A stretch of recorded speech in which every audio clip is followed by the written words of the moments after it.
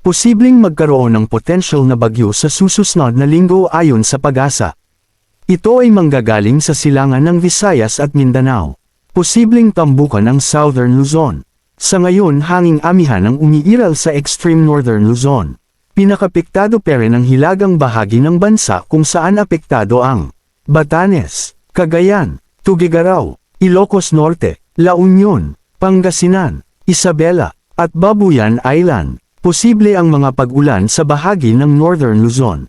Delikado pa rin ang pumalaot sa baybayin ng Batanes, Tuguegarao, Pangasinan, La Union, Isabela, Cagayan, Babuyan Island, at Ilocos Norte. Samantala halos maulan sa malaking bahagi ng bansa ngayong umaga. Nakataas ang yellow rainfall warning. Quezon, Humalig, Patnanungan, Burdeos, Polillo, Panukulan, Tagkawayan, Calawag, Ginyangan, Alabat, Perez, Gumaca, Lopez, Buenavista, Infanta, Real, Mauban, Atimonan, at Plaridel. Moderate to heavy naman sa Aurora, habang heavy to intense rain naman sa Quezon, Camarines Norte. Asahan ang malalakas na pag-ulan ngayong umaga.